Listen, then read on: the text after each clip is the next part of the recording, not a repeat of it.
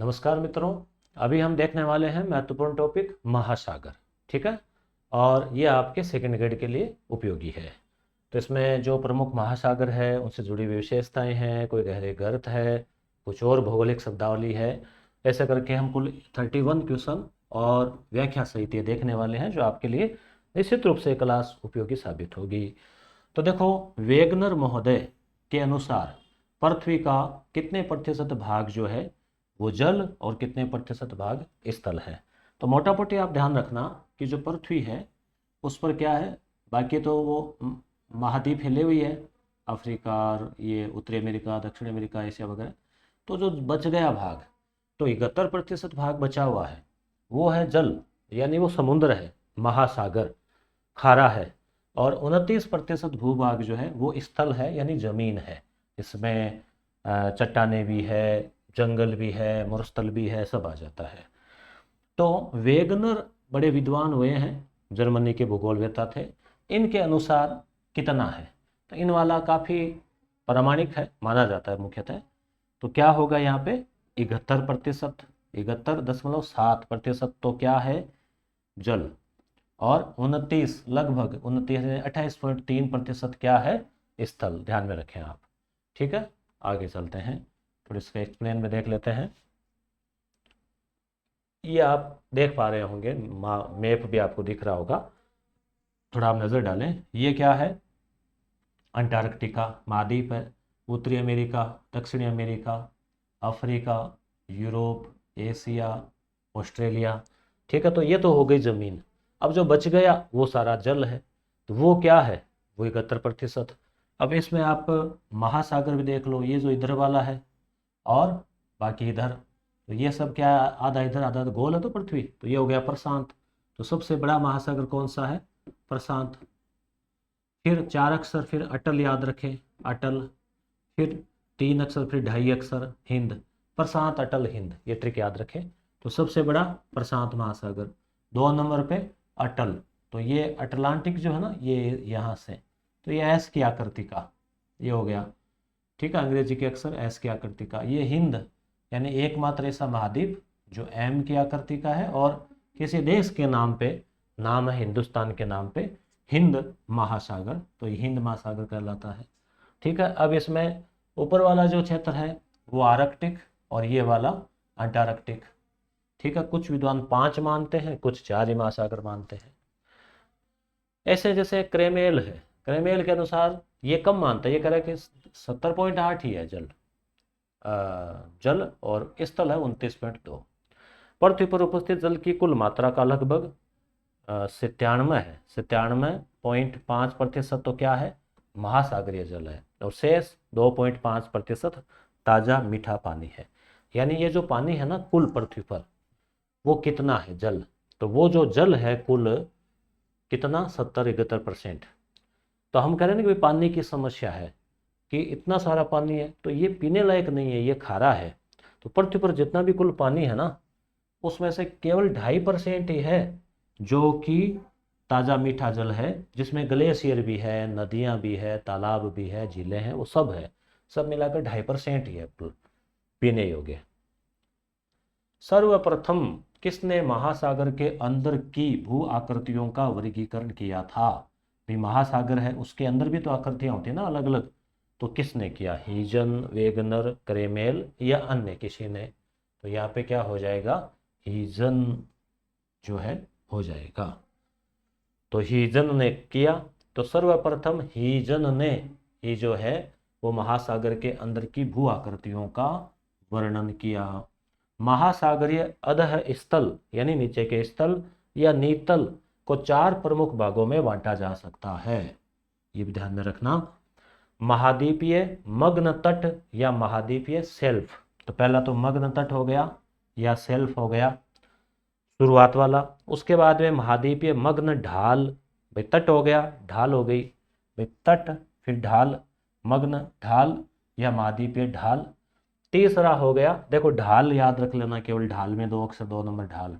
तीसरा हो गया महासागरीय मैदान। अब यहाँ ऊपर पानी है, अभी हम दिखाएंगे आपको, ये हो गया मैदान। या गहरे समुद्री मैदान भी, समुद्र के नीचे भी। मैदान का मतलब क्या हुआ, सीधी जमीन, समुद्र के नीचे भी तो सीधी ज़मीन है, फिर कई गड्ढे भी है। तो ये हो गए महासागरीय गर्त या गंभीर, गंभीर या गंभीर जो भी है। अब है आगे इसमें आपको थोड़ा सा ये डायग्राम भी, महासागरों का तलीय उच्चावच। तल भी है ना, महासागर ऐसा थोड़ी है कि सीधा ही ऐसे कोई चौकी बनाई हुई है, जमीन है ना इसे नीचे। तो ये महाद्वीपीय मग्न तट, यानी जो तट होता है उसको मग्न तट बोलते हैं। फिर थोड़ी ढाल आ जाती है शुरुआत में, तो ये हो गई मग्न ढाल, 2 नंबर पे ढाल। 3 नंबर पे मैदान, मैदान 3 अक्षर तो तीसरा आ जाएगा, फिर ये मैदान सीधी जमीन। और फिर गहरा गर्त, फिर वापस ऊपर उठेगा ऐसे, भाई गहरा गड्ढे सारे जगह गड्ढे थोड़ी है, जैसे मेरियाना ट्रेंच है तो एक हो गया, फिर वापस मैदान, वापस वही ढाल और ऐसे। तो ये आप ध्यान में रखें, मग्न तट, तट हो गया ना, तट तो जानती हो किनारा, फिर ढाल, फिर मैदान और फिर गर्द, 4 हो गए। अब इसमें दूरी भी जो है ना नीचे मोटा मोटी, जैसे ये 0 हो गया, 3000, 6000, 9000, 10-10, 11-11 हज़ार तक के है वो मेरियाना वगैरह से। तो वो आगे चलते हैं। महाद्वीपीय सेल्फ या मग्न तट, आ गया समझ में, तट किनारा के संबंध में कौन सा कथन असत्य है? तो महाद्वीपीय जो सेल्फ है, इसको सेल्फ भी कह सकते हो, कि चौड़ाई एक महासागर से दूसरा महासागर में भिन्न होती है। महाद्वीपीय सेल्फ की औसत चौड़ाई 110 किमी होती है। जहां पर तट से लगे उच्च पर्वतीय भाग होते हैं वहां पर मग्न तट संकरे होते हैं। तट पे मान लो पर्वत हो, सेल्फ की गहराई भिन्न भिन्न होती है, तो क्या होगा यहाँ पे असत्य। तो 2 नंबर जो है ना, 2 नंबर जो है कि सेल्फों की औसत चौड़ाई 110, तो ये नहीं होती, थोड़ी ज़्यादा होती है। तो बाकी तीनों सत्य है। आगे देखते हैं इसमें कि महाद्वीपीय जो मग्न तट या सेल्फ है, तो महाद्वीपीय सेल्फ प्रत्येक महाद्वीप का एक विस्तृत सीमांत होता है। सीमांत यानी तट जहाँ सीमांत होता है, जो अपेक्षाकृत उथले समुद्रों तथा खाड़ियों से घिरा होता है। महाद्वीपीय सेल्फों की औसत चौड़ाई 80 किलोमीटर होती है। वहाँ उसमें 110 लिखा हुआ था, कितने 100 नहीं 80, केवल 80। जहाँ पर तट से लगे उच्च पर्वतीय भाग होते हैं वहाँ पर मग्न तट संकरे होते हैं। जहाँ पर तट से लगे उच्च पर्वतीय भाग होते हैं वहाँ मग्न तट संकरे होते हैं, बिल्कुल सही बात है। आगे चलते हैं। महाद्वीपों के समुद्र की ओर डूबे अपतटीय भाग या महाद्वीप के मंद ढाल वाले भाग को क्या कहते हैं? समुद्र की ओर डूबे अपतटीय भाग या जहाँ मंद मंद ढाल होती है, तो महाद्वीपीय मग्न तट, मंद ढाल महासागर गंभीर, गहरे समुद्री मैदान। तो नाम में, प्रश्न में ही इसका उत्तर शामिल है। मंद ढाल जो है ना महाद्वीपीय मग्न तट कहला, तटीय भाग। तो डूबे अपतटीय भाग, तटीय भाग का पूछा है ना, तो महाद्वीपीय मग्न तट जो है वो कहलाता है, तटीय भाग तट हो गया। फिर ढाल वाले में मंद ढाल आ जाते हैं। आगे महाद्वीपों के समुद्र की ओर डूबे अपतटीय भाग या महाद्वीप के मंद ढाल वाले भाग को मग्न तट कहते हैं, सेल्फ कहते हैं। सबसे उथला भाग ऊपर का भाग होता है। समुद्र की गहराई फेदम में मापी जाती है, जैसे 1 फेदम बराबर 6 फीट। महाद्वीपीय सेल्फ यानी जो तट है उसका सर्वाधिक विस्तार किस महासागर में पाया जाता है? आर्कटिक में, अटलांटिक में, प्रशांत या हिंद महासागर? तट का विस्तार ज्यादा किसका है? क्या उत्तर होगा बताओ, देखें। अटलांटिक। तो अटल, अटल जी से याद रख लो, अटल जी थे ना, तो प्रशांत, अटल, हिंद। तो अटल जी जो है वो एस की आकृति वाला अटलांटिक। आर्कटिक महासागर में साइबेरियन सेल्फ विश्व में सबसे बड़ा है। अब हम आर्कटिक महासागर की बात करें तो उसमें साइबेरियन जो सेल्फ है, यानी जो समुद्र का जो तट है, वो सबसे बड़ा है, जिसकी चौड़ाई 1500 किलोमीटर है। महाद्वीपीय सेल्फों पर अवसादों की मोटाई भी अलग अलग होती है। अब ये देखिए, जैसे यहाँ पे आप देख पा रहे हैं, ये आर्कटिक महासागर ऊपर वाला, ये अटलांटिक महासागर, ये प्रशांत महासागर, ये हिंद महासागर, ये भी प्रशांत है, दोनों तरफ हो गया ना, ये आर्कटिक महासागर। ठीक है, तो आर्कटिक नहीं, अंटार्कटिक, ऊपर वाला आर्कटिक, नीचे वाला अंट आर्कटिक। अच्छा, आपको ये थोड़ा ब्राइटनेस ज़्यादा की वजह से जो पानी है नीला वो तो दिख नहीं रहा होगा ना, अब देखो कुछ कुछ, ठीक है। आगे चलते हैं। निम्न में से किस महासागर में मैदानों का सर्वाधिक विस्तार देखने को मिलता है? महासागर में मैदान, समझ गया ना, सीधी जमीन। तो कौन से महासागर में? अटलांटिक, आर्कटिक, प्रशांत या हिंद? क्या लग रहा है आपको? तो सी, प्रशांत महासागर सबसे बड़ा महासागर है, तो इसके नीचे जो सीधी जमीन है तल में, वो भी ज्यादा है। प्रशांत महासागर में मैदानों का सर्वाधिक विस्तार है। समुद्री मैदानों में कटक, ज्वालामुखी, पर्वत द्रोणी, कोई ओंठ, विभंग जैसी विशेषताएं भी मिलती है। महासागर की औसत लवणता ग्राम प्रति हजार कितनी होती है? बताओ। 25, 35, 38, 28? क्या होगा? 35। 35 क्या है ये? प्रति हजार ग्राम। महासागर की लवणता को प्रति हजार ग्राम में प्रतिशत में दर्शाया गया है।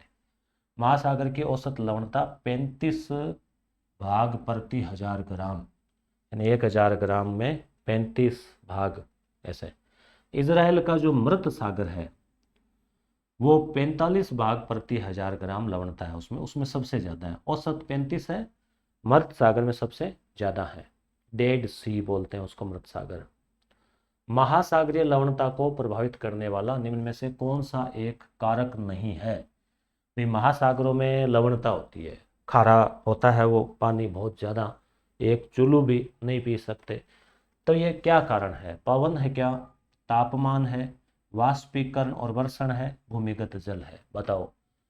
तो सीधा सीधा आप अनुमान लगा सकते हैं कि जो भूमिगत जो जल है ना, इसका कोई लेना देना यहाँ पे नहीं है। क्यों? क्योंकि जैसे देखो पवने हैं तो पवनों के साथ में नमी की मात्रा जाती है, तापमान का भी फर्क पड़ता है, ज़्यादा तापमान हो उन इलाकों में लवणता ज़्यादा रहेगी, वाष्पीकरण और वर्षण वर्षा का भी। भूमिगत जल का सीधा कोई लेना देना यहाँ नहीं है।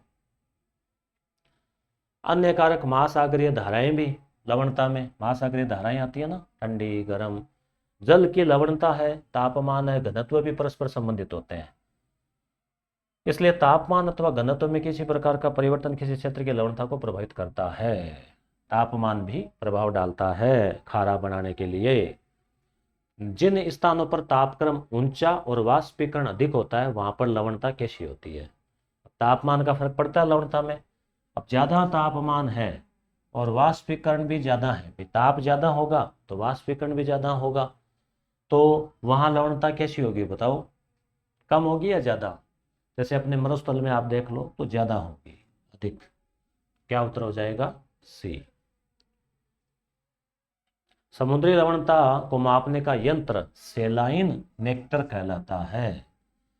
जहां पर तापक्रम ऊंचा और वाष्पीकरण अधिक होता है वहां पर लवणता अधिक होती है। जैसे कि कर्क रेखा और मकर रेखाओं के पास में लवणता ज्यादा है। क्यों? क्योंकि ये आप जानते ही है, पृथ्वी का जो विषुवत रेखा, फिर कर्क और मकर, ये वाला जो हिस्सा है, तो ये सूर्य की किरणें सीधी पड़ती है, तो ये इलाका गर्म है, उष्ण इलाका, उष्ण कटिबंध है। समान लवणीय स्थानों को मिलाने वाली रेखा क्या कहलाती है? एक जैसे नमक वाले स्थान, थर्मोक्लाइन, हेलोक्लाइन, लवणता विरंजन, आइसोहेलाइन। तो डी होना चाहिए, डी, आइसोहेलाइन। आइसोहेलाइन। अटलांटिक, अटलांटिक एटल, एस की आकृति वाला महासागर की औसत लवणता 36% के लगभग है, जो सर्वाधिक है। वैसे तो 35 होती है, अटलांटिक की 36 है, और मृत सागर डेड सी जो है उस समुद्र की 45 है। बाल्टिक समुद्र की लवणता कम होती है, क्यों? बाल्टिक समुद्र जो है वो कहाँ है? यह है जर्मनी के ऊपर और रूस के और उनके नीचे, पोलैंड जर्मनी के ऊपर की साइड। आप इसे याद रख लेना, जर्मनी की बाल्टी, ठीक है, बाल्टिक समुद्र। तो अटलांटिक प्रवाह के द्वारा लाए गए अधिक लवणीय जल के कारण, तो अधिक लवणीय जल से तो अधिक होगा ना, तो ये तो होगा नहीं। इसमें बहुत अधिक मात्रा में नदियों का पानी प्रवेश करता है। उच्च वाष्पीकरण, उच्च वाष्पीकरण यहाँ है नहीं। क्यों? क्योंकि ये कर्क रेखा से भी ऊपर है, ठंडे इलाके के में, शीतोष्ण इलाके में है, ये भी नहीं है। उच्च वाष्पीकरण एवं ताजे जल की कम प्राप्ति के कारण, तो उच्च वाष्पीकरण भी वहीं होगा जहाँ उच्च तापमान है, तो ये ठंडा इलाका है, तो यहाँ तो बर्फ जमी रहती है, तो ये भी नहीं होगा। तो ये होगा बहुत अधिक मात्रा में नदियाँ जो है, तो नदियाँ खुद मीठा पानी लेके आती है, तो ज़्यादा मात्रा में आ रही है, तो फिर वो लवणता उसकी कम हो जाएगी। शून्य तो नहीं होगी पर कम हो जाएगी। ये देखो मानचित्र में आपको दिखाया है बाल्टिक सी कहाँ पे है। तो ये है जर्मनी, ये है पोलैंड, और ये जो स्वीडन, नॉर्वे, स्कैंडिनेवियन देश। तो जर्मनी, पोलैंड, यूरोप वाला देश है ना, इनके ठीक ऊपर जो है वो समुद्र क्या कहलाता है, बाल्टिक सागर कहलाता है, जिसकी लवणता कम है, क्योंकि यहाँ इधर वाली नदियाँ, उधर वाली नदियाँ, ऐसे नदियाँ ज़्यादा आ जाती हैं। ये लिथुआनिया, लाटविया वगैरह वो देश है, ये फिनलैंड है, ठीक है, तो इनके बीच का है। बाल्टिक समुद्र की लवणता कम होती है क्योंकि इसमें बहुत अधिक मात्रा में नदियों का पानी प्रवेश करता है। आप ऐसे ट्रिक याद रख लेना, बाल्टी, बाल्टी में पानी कैसा, कम खारा है, मीठा है। और कहाँ की बाल्टी है, जर्मनी की। भूमध्य सागर की लवणता उस वाष्पीकरण के कारण अधिक होती है। भूमध्य सागर जो है, जो कि इटली और उसके आसपास है, तो वहाँ वाष्पीकरण ज़्यादा है। तो वाष्पीकरण से ज़्यादा क्यों हो जाती है लवणता, क्योंकि वाष्प बन के मीठा पानी तो ऊपर उड़ जाता है, तो नीचे तो खारा रह गया ना। जैसे मान लो आप एक गिलास में नमक घोल लो, उसको गर्म करो, तो नमक नमक फिर लास्ट में नीचे रह जाएगा, मीठा पानी चला जाएगा। काले सागर की लवणता नदियों के द्वारा अधिक मात्रा में लाए जाने वाले ताज़े जल के कारण, तो काला सागर हो गया, बाल्टिक सागर हो गया, उनकी लवणता कम है। समझ में आ रहा होगा ना। महासागरीय जल का वह भाग जहां लवणता गहराई के साथ तीव्रता से बढ़ती है, उसको क्या कहा जाता है, और ज्यादा खारापन हो जाता है। एक चीज और है, जहां ज्यादा खारा हो जाए ना पानी, वो शायद डेड सी है। डेड सी जो है ना, मृत सी, उस पर वही होगा शायद, मुझे याद आ रहा है। तो उस पर व्यक्ति अगर उसमें कूदेगा तो वो डूबेगा नहीं, तैरेगा। कैसे, बिना तैरना है भी ऊपर ऊपर रहेगा। क्यों, क्योंकि पानी में बहुत ज़्यादा अगर नमक मिला लिया जाए, ये अगर घर पे भी बाथ टब में प्रयोग कर सकते हैं, पर तो त्वचा को थोड़ा नुकसान हो सकता है। तो उसमें क्या होता है, फिर व्यक्ति ऊपर से तैरने लगता है, नमक उसको उसकी बढ़ा देता है, उसमें उसका कुछ उत्प्लावन बल वगैरह से। तो यहाँ पे जो है वो कहाँ बढ़ती जाती है, कौन सा, उस जोन को, क्षेत्र को क्या कहते हैं, हेलोक्लाइन, हेक्टोक्लाइन, थर्मोक्लाइन, विरंजन। तो हेलो जो है ये होगा हेलोक्लाइन, ठीक है। तो लवण गहराई के साथ तीव्रता बढ़ जाती है, लवण नमक की तीव्रता बढ़ती जाती है, तो हेलोक्लाइन। हेलो से याद रख लेना, या तो हेलो बोलते हैं फोन पे कि हेलो लवण की मात्रा बढ़ गई है भाई, या एक हेला जो लगाते हैं, हेलो पाड़ते हैं कि भाई नमक लेके आना, है ना, सब्जी में नमक कम है, तो आप ऐसे ट्रिक से याद रख लेना। लवणता साधारणतः गहराई के साथ बढ़ती है, ये भी आप ध्यान रखना, जैसे जैसे जाएंगे बढ़ती जाए। क्यों, क्योंकि नमक थोड़ा ठोस होता है तो नीचे रहेगा ना, और एक स्पष्ट क्षेत्र जिसे हेलोक्लाइन कहा जाता है तीव्रता से बढ़ती है। महासागरीय तापमान को प्रभावित करने वाले कारण कौन कौन से हैं, महासागर के तापमान को, तो अक्षांशीय स्थिति, बिल्कुल अक्षांश, किस अक्षांश पे है, 0 डिग्री कर्क रेखा, और महासागरीय धाराएं, गर्म जल धारा आ रही है, तापमान तो बढ़ाएगी। स्थल और जल का असमान वितरण और लवणता, बिल्कुल इससे भी फर्क पड़ेगा। लवणता और हिमखंडों का प्रभाव, भाई हिमखंड है, भाई नमक ज्यादा है, तो फिर क्या है, तापमान उसका कम रहेगा, तापमान में फर्क कम पड़ेगा, तभी समुद्रों का तापमान लगभग स्थिर सा होता है। और हिमखंडों का प्रभाव, भाई बर्फ के पहाड़ों के पास है तो ठंडा रहेगा, तो सभी हो जाएंगे यहाँ पे जो है वो प्रभावित करने वाले कारण। अन्य कारक भी है अक्षांशीय स्थिति, कि भी पृथ्वी में ऊपर की साइड है, नीचे की साइड है, बीच में है। प्रचलित पवने, समीपवर्ती स्थलखंड के भी पास में कोई ग्लेशियर है क्या, या फिर गर्म जलधारा है कि ठंडी जलधारा, ये सब चीजें डालती है प्रभाव। निम्न में से किस महासागर की सतह का तापमान अन्य सभी, सतह का मतलब ऊपर का हिस्सा, तुलना में अधिक होता है, हिंद महासागर का, अटलांटिक का, प्रशांत का, या आर्कटिक का। तापमान ज्यादा किसका होगा, हिंद और अटल में से होना चाहिए ना, हिंद का ये होना चाहिए। प्रशांत का, अच्छा ओके। तो प्रशांत का जो है वो होने का क्या कारण है? सबसे बड़ा है एक, तो एक कारण होगा इसका, अन्य महासागरों की तुलना में ज़्यादा है, सर्वाधिक बड़े होने की वजह से।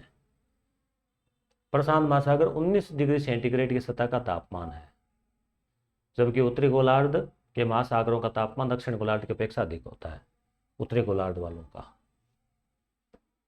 तापमान ज़्यादा होता है। निम्न में से कौन चपटे शिखर वाले समुद्री टीले हैं? चपटा शिखर इस टाइप के, जलमग्न कैनियन, समुद्री टीला, निमग्न द्वीप, मध्य महासागरीय कटक, क्या होगा इसका? तो यहाँ उत्तर हो जाएगा निमग्न द्वीप। निमग्न कहते हैं ना, एकदम निमग्न होके, यानी डूबे हुए, पढ़ाई में निमग्न हो जाओ, डूब जाओ। तो निमग्न द्वीप यानी ऐसे कुछ द्वीप थे जो डूब गए, ठीक है, पानी में डूब गए। तो चपटे शिखर वाले समुद्री टीले हैं ये निमग्न द्वीप, ठीक है। ये चपटे शिखर वाले टीले हैं। अकेले प्रशांत महासागर में अनुमानतः ऐसे 10,000, 1,00,000 है, 10,000 से अधिक समुद्री टीले और निमग्न द्वीप उपस्थित है। विश्व की सबसे बड़ी प्रवाल भित्ति क्या होती है? समुद्री जीवों के अवशेषों से बनी हुई चट्टाने टाइप के आपस में चिपक जाते हैं और कठोर हो जाते हैं, तो चट्टान बन के फिर वो द्वीप हो जाते हैं, उन पर लोग रह भी सकते हैं। तो ऐसे ग्रेट बैरियर रीफ कहाँ पे है? ग्रेट बैरियर रीफ, टायर नहीं है इस बीच में। ऑस्ट्रेलिया, अमेरिका, अफ्रीका, एशिया, कहाँ पे है ये ग्रेट बैरियर? तो आप जानते होंगे अच्छे से, प्रसिद्ध है ऑस्ट्रेलिया की। तो ऑस्ट्रेलिया में भी कहाँ? उत्तर पूर्वी तट। विश्व की सबसे बड़ी प्रवाल भित्ति ऑस्ट्रेलिया के उत्तर पूर्वी तट पर स्थित क्वींसलैंड के समीप ग्रेट बैरियर रीफ है। इसकी लंबाई लगभग 2000 किमी और चौड़ाई 160 किमी। ये एक फोटो भी ले, देखो कितनी खूबसूरत नज़ारा इसका जो है वो लग रहा है।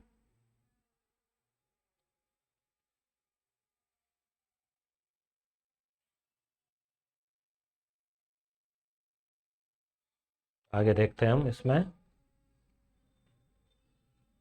ये सेकेंड ग्रेड के लिए पुस्तक है, सॉल्वर्ड पेपर व्याख्या सहित, बहुत शानदार व्याख्या है। पूरा पाठ्यक्रम रिवीजन रिकॉल हो जाएगा, और केवल जो सिलेबस के अनुसार क्वेश्चन है वो ही रखे हैं, बाकी हटा दिए। लगभग 200 पेज की किताब है, आप 15 दिन में, 10 दिन में, 15 पेपर है, 15 दिन में भी पढ़ सकते हो। आपको नज़दीकी बुक स्टोर पे मिल जाएगी, ऑनलाइन भी आप इसको मंगवा सकते हो। आगे चलते हैं। हिंद महासागर में लक्षद्वीप है, तो लक्षद्वीप समूह के परवाल, लक्षद्वीप पे किससे बना हुआ है? परवाल से बना हुआ है। तो वो जो परवाल भित्ति है, भित्ति यानी दीवार, परवालों की दीवार, परवालों की चट्टान के उदाहरण क्या है? किस प्रकार की है? वलयाकार, अवरोधक, अवरोधक तो इस प्रकार के होते हैं, वलय वैसे गोल होते हैं, अनुतटीय, निम्न में से कोई नहीं। तो वलय जो है, वलयाकार जो है ये है, ठीक है। नेक्स्ट, परवाल वलय या एटोल, उपनाम वलयाकार। इस प्रकार की परवाल भित्तियां लाल सागर, इंडोनेशिया के पास जो सागर है वो, चीन सागर, ऑस्ट्रेलिया के समीपवर्ती भागों में पाई जाती है। महासागरीय धाराओं के संबंध में कौन सा कथन असत्य है? महासागर की जो धाराएं हैं, एक तो होती है गर्म जल धारा, एक होती है ठंडी जल धारा। तो सागर की विशाल जलराशि की एक निश्चित दिशा में होने वाली सामान्य गति महासागरीय धारा कहलाती है। समुद्री धाराओं की उत्पत्ति असत्य है, 4 कथन दिए हैं, तो 3 सत्य है, 1 असत्य है, ध्यान रखना। समुद्री धाराओं की उत्पत्ति के लिए एक सबसे महत्वपूर्ण क्रियाविधि समुद्री धरातल पर पवनों का कर्षण है। कर्षण, आकर्षण, खिंचाव एक ही बात है। पवनों का आना, ये ठंडी धाराएं निम्न अक्षांशों से उक्त अक्षांशों की ओर बढ़ती है। तो निम्न अक्षांश कौन से हैं? 0 डिग्री वाले। तो वहाँ पे क्या होगा? वहाँ पे तो सूर्य की किरणें सीधी पड़ती है विषुवत रेखा ओर पे, तो वहाँ से तो गर्म जल धाराएं निकलती है। महासागरीय धाराएं 2 प्रकार की होती है। कौन सा आपको लगा है सत्य? तो ये वाला ही। ठीक है, तो महासागरीय धाराएं दो प्रकार की हो गई, ठंडी और गर्म। एक निश्चित दिशा में बहती है और पवनों का भी इसमें रोल होता है। तो ठंडी धाराएं जो है निम्न नहीं होगा, उच्च होगा, उच्च अक्षांश यानी 90 डिग्री 80 डिग्री वो वाले से निम्न अक्षांश की ओर आती है, और निम्न से उच्च की ओर गर्म धाराएं जाती है। भाई जैसे निम्न का मतलब क्या हो गया, पृथ्वी है, बीच वाला 0 है, फिर 10 20 30 40 50 ऊपर 90 है, तो निम्न से उच्च की ओर, तो ये गर्म इलाका है बीच वाला, तो इससे ऊपर की ओर जो जाएगी तो गर्म से जाएगी तो गर्म ही जाएगी। ऐसे ही नीचे की ओर भी है, 0 डिग्री फ्री है, अक्षांश उच्च होते जाएंगे ना, ये 90 वाला ऊपर है, तो ये भी ऐसे। तो ये बेसिक है, आपके कवर होगा ये टॉपिक। तो ठंडी धाराएं उच्च अक्षांशों से निम्न अक्षांशों की ओर बहती है, यानी उत्तरी और दक्षिणी ध्रुवों से आती है बीच की ओर। गर्म धाराएं उष्णकटिबंधीय क्षेत्रों यानी जो बीच वाला है, कर्क और मकर रेखा के वाला क्षेत्रों से निम्न अक्षांशों शीतोष्ण कटिबंध और उपध्रुवीय क्षेत्रों के उच्च अक्षांशों से निम्न अक्षांशों की ओर बहती है। गल्फ स्ट्रीम धारा, स्ट्रीम भाप ऐसे याद रख लो। के संबंध में कौन सा कथन सत्य नहीं है, तो 4 कथन है, नीचे एबीसीडी वाला कोई झंझट है नहीं, तो यहाँ पे 4 में से आपको 1 सही नहीं है, 3 सही है। तो इस धारा की उत्पत्ति दक्षिणी पूर्वी अमेरिका के तट के आसपास मेक्सिको की खाड़ी से होती है। गल्फ स्ट्रीम एक धारा न होकर कई धाराओं का सामूहिक नाम है। इस जलधारा का तापमान अपेक्षाकृत अधिक होता है, यानी कि गर्म है। गल्फ स्ट्रीम की गति में पर्याप्त समानता देखी जाती है। तो बताओ क्या यहाँ पे सत्य नहीं है, तो क्या हो गया, ये गल्फ स्ट्रीम की गति में समानता नहीं है, असमानता है। तो है क्या, गर्म और कई धाराओं का समूह है। मेक्सिको की खाड़ी से गल्फ स्ट्रीम निकलती है। पर्याप्त विभिन्नता, निम्न में से कौन सी विश्व की सबसे ठंडी जलधारा है? केनारी, फॉकलैंड, लेब्राडोर, बेंगुला की धारा। तो यहाँ पे जो सबसे ज़्यादा ठंडा क्या होता है, तो आप देखते हो सर्दियों में दरवाज़ा जो होता है ना, डोर, सर्दी में आप देखते हो कि जो डोर है ज़्यादातर अगर लोहे का बना है तो बहुत ज़्यादा ठंडा हो जाता है। तो लेब्राडोर, वैसे एक कुत्ते की नस्ल भी बोलते हैं ना इस लेब्राडोर की ठंडी जलधारा बेफिन की खाड़ी और डेविस जल डमरू से होती हुई न्यू फाउंडलैंड के पास ग्रांड बैंक के पूर्व में लगभग 50 डिग्री पश्चिमी देशांतर के पास गल्फ स्ट्रीम की गर्म जलधारा में मिल जाती है। तभी गल्फ स्ट्रीम क्या है, कई धाराओं का समूह है। ठीक है, तो लेब्राडोर क्या है, ठंडी है और वो उसमें मिल जाती है। अल नीनो जलधारा के संबंध में कौन सा कथन सत्य नहीं है? अल नीनो ये अपने भारत के मानसून को भी प्रभावित करती है।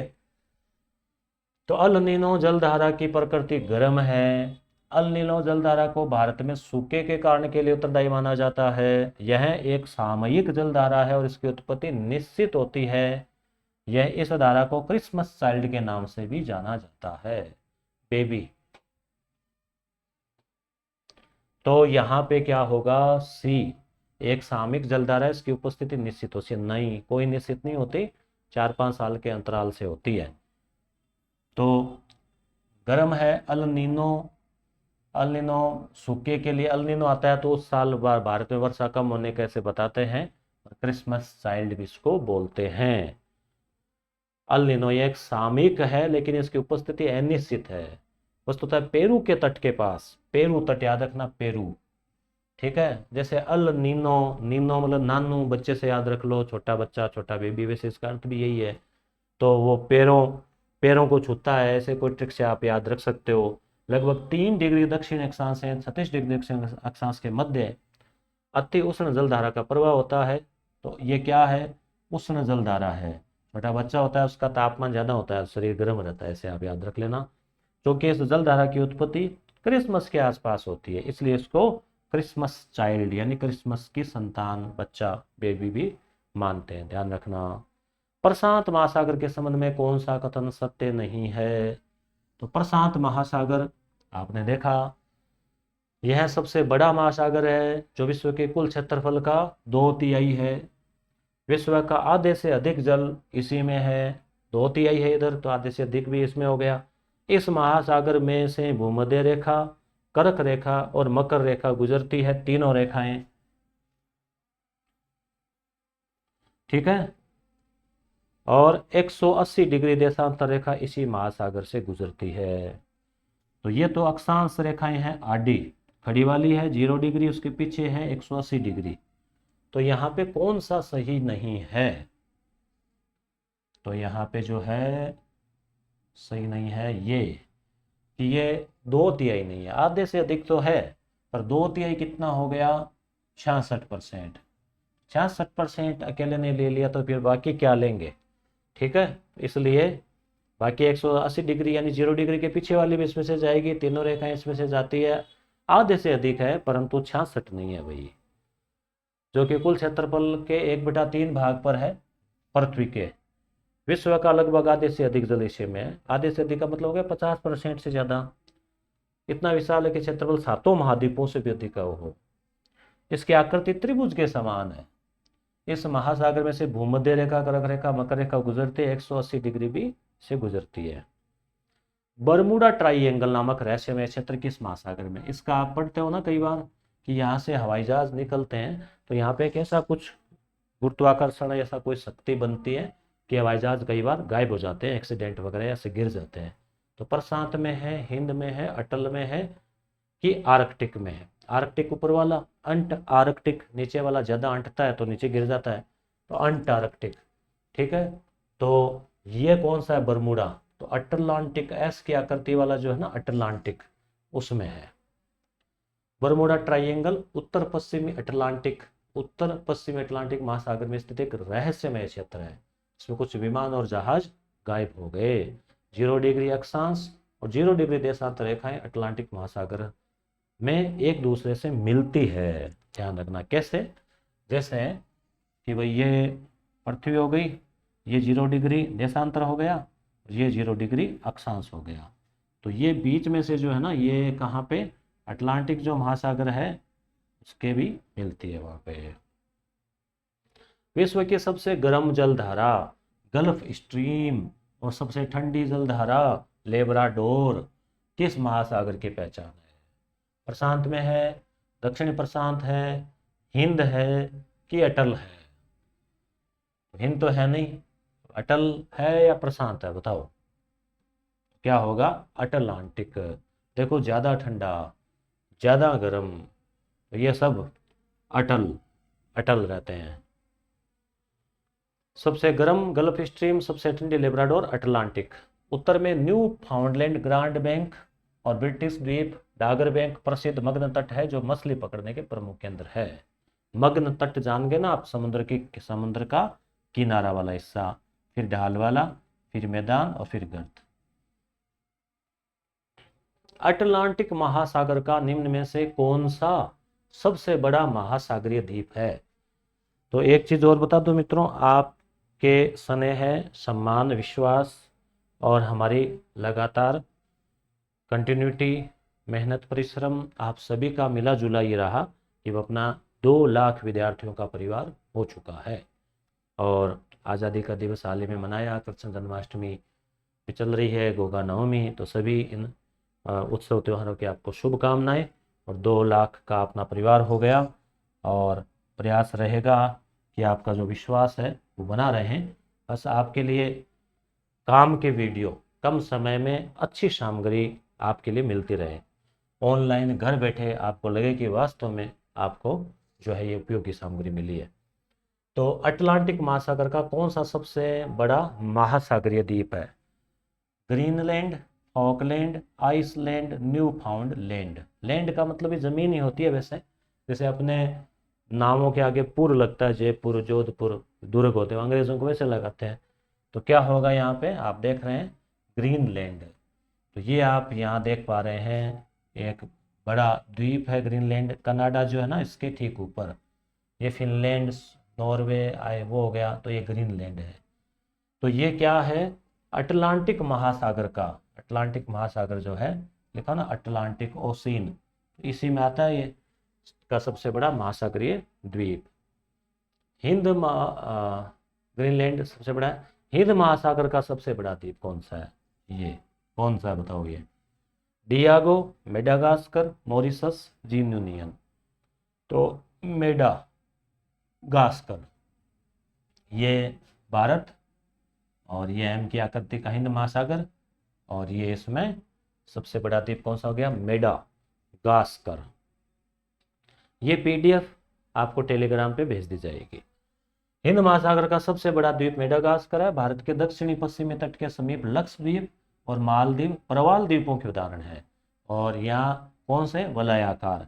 और वो प्रवाल भीति ग्रेट बैरियर ऑस्ट्रेलिया में। मॉरिशस और रियूनियन द्वीप ज्वालामुखी प्रक्रिया से निर्मित हुए हैं। ठीक है, मॉरिशस जो देश है वो ज्वालामुखी से। निम्न में से किस संधि के द्वारा अटलांटिक महासागर से आर्कटिक महासागर जुड़ा है? संधि यानी जोड़ना, यानी कि जैसे भाई इधर समुद्र वो है, ठीक है, यहाँ बीच में जमीन है, इधर ये समुद्र ये है, और ये जुड़े हुए हैं, तो बस वो उसको संधि बोल देते हैं। तो ऐसे बेरिंग, बाब अल मंदेव, डेनमार्क, मलक्का। तो बताओ अटलांटिक, वो एस क्या करते वाले अटल जी, ठीक है, अटल जी से बुजुर्ग हो गए, हालांकि बहुत बड़े प्रधानमंत्री रहे, तो फिर वो चल नहीं पाते थे, व्हील चेयर पर रहते थे। आप कैसे भी ट्रिक से जोड़ के याद रख सकते हो।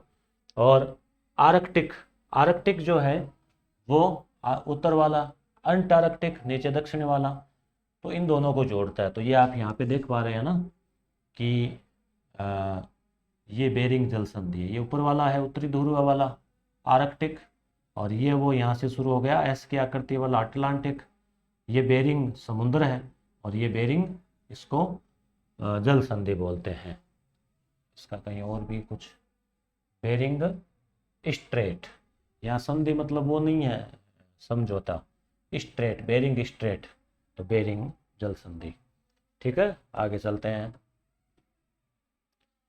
आर्कटिक महासागर विश्व का सबसे छोटा, आर्कटिक उत्तर में है ना सबसे छोटा, और उथला महासागर है। उथला मतलब ऐसे उबड़ खाबड़ ऊपर नीचे, एकमात्र ऐसा महासागर जो बर्फीला है, क्योंकि इधर तो पूरी बर्फ जमी हुई है, उत्तरी ध्रुव है। यह महासागर बेरिंग जल संधि द्वारा अटलांटिक महासागर से और डेनमार्क जल संधि द्वारा अटलांटिक महासागर से जुड़ा हुआ है। तो बेरिंग याद रखना। इनमें से किस महासागर में विश्व का सर्वाधिक चौड़ा महाद्वीपीय मग्न तट स्थित है? तो तट जो है ना चौड़ा, तो ये जो है आर्कटिक का ही हो गया, आर्कटिक महासागर का। और वैसे कटापट तट वाला देश कनाडा है। विश्व का सर्वाधिक चौड़ा मग्न तट है, शेल्फ है, शेल्फ भी बोलते हैं इसको। आर्कटिक महासागर का साइबेरियन शेल्फ विश्व में सबसे बड़ा तट है, साइबेरियन शेल्फ याद रखना।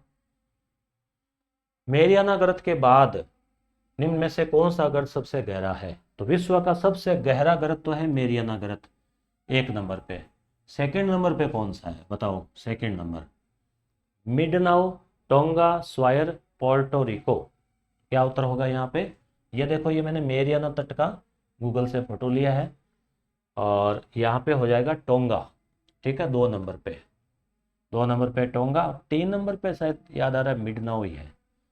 तो यहाँ पे आप देखिए, ये इस प्रकार से होता है, जैसे मान लो ये तो हो गया समुद्र का मैदानी भाग, ये आ गया, क्या हो गया?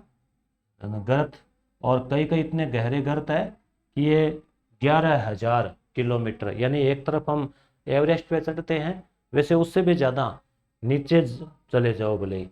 और इसके ऊपर फिल्म भी बनी थी, और यहाँ वो कई लोग, अंग्रेज लोग, और यहाँ जाके भी आ चुके हैं इसमें पनडुब्बी लेके नीचे तक। तो टोंगा, तो मेरियाना गर्त जिसे चैलेंजर गर्त के नाम से जाना जाता है, प्रशांत महासागर में स्थित है, विश्व का सबसे गहरा गर्त है, जो 11,033 मीटर गहरा है। 11 11 33, ठीक है, 11,000। जबकि 8,848 ऊंचाई किसकी है? माउंट एवरेस्ट की है। तो एक तरफ इतना ऊंचा है, तो ऐसे एक तरफ जमीन में उससे भी नीचा गर्त भी आपको मिलेगा। मेरियाना गर्त के बाद में आ जाता है टोंगा, जो मध्य दक्षिणी प्रशांत महासागर में स्थित है, जो 10,882 है। और तीसरा शायद वही होगा मिडनाओ, बाकी आप बताना। स्प्रेटली द्वीप क्षेत्र निम्न में से किन देशों के मध्य विवाद का क्षेत्र बना हुआ है?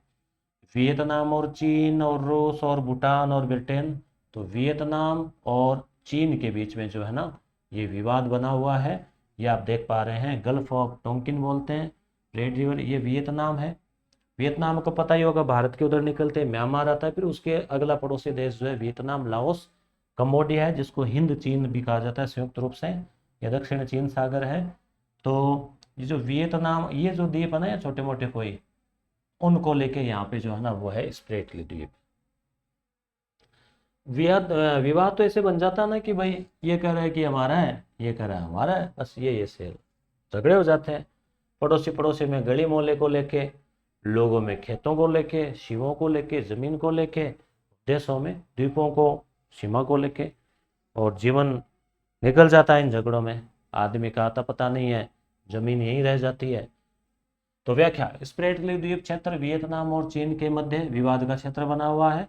डोकलाम क्षेत्र चीन और भूटान देश के मध्य विवाद का क्षेत्र बना हुआ है। फॉकलैंड द्वीप क्षेत्र ब्रिटेन और अर्जेंटीना देशों के मध्य विवाद का क्षेत्र बना हुआ है। शुंडा पर्वत का संबंध किस महासागर से है? शुंडा पर्वत प्रशांत हिंद, हिंद का है, अपने यहीं पे है, ये हिंद महासागर का है। क्या है इसमें? दक्षिण पूर्वी हिंद महासागर में सुमात्रा के दक्षिण में स्थित गर्त है, जिसकी गहराई 7,725 मीटर है। एल्यूसियन गर्त प्रशांत महासागर में है, 7,600 है। पोर्टो रिको गर्त अटलांटिक महासागर में है, जिसकी गहराई 9,219 मीटर है। द सैंडविच अटलांटिक महासागर का गर्त है। तो गर्तों के नाम तो ध्यान में रख लेना, सारी इनकी गहराई याद ना हो तो। नरेंज गर्त भी इसमें जो है अटलांटिक महासागर में है। तो इस प्रकार से हमने मित्रों 31 प्रश्न देखे, जिसमें महासागर जो टॉपिक है उसको गहराई से हमने पढ़ा है, क्योंकि महासागर भी बहुत गहरे हैं। तो मोटा मोटी चीज़ें तो आप देखते रहते हो। तो इस प्रकार से ये हमने देखा। अगली क्लास में और आपके लिए काम के वीडियो लाता रहूँगा। धन्यवाद।